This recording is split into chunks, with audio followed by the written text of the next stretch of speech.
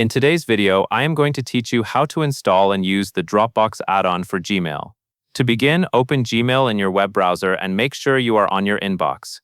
The Dropbox for Gmail add-on is installed from inside Gmail, so starting here keeps everything simple and consistent. Next, look to the right side panel in Gmail. This is the vertical area where Google Workspace add-ons appear. You will usually see a few app icons there, and near the bottom you will see a plus symbol.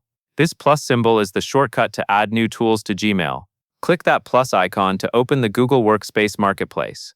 This is where you can find and install approved add-ons that work directly inside Gmail. Once the Marketplace opens, you will see a search field. Click into the search field so your cursor is active, then type Dropbox for Gmail.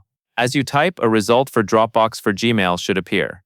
Click on Dropbox for Gmail to open the add-on page. Take a moment to confirm you are selecting the correct listing, since search results can sometimes show similar apps. When you are on the correct page, click on Dropbox for Gmail again if needed to fully open the details view. Now you are ready to install it. Click the Install button. Gmail and Google Workspace will prompt you to grant permissions so the add-on can connect to your Dropbox account and work inside Gmail.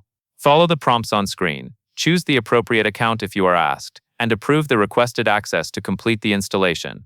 Once it is installed, the Dropbox add-on will let you work with Dropbox without leaving your email.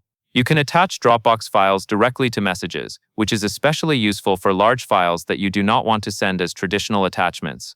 You can also save attachments you receive in emails straight into Dropbox, helping you keep your files organized and backed up. In many cases, you can share links to files from Dropbox as well, making collaboration faster.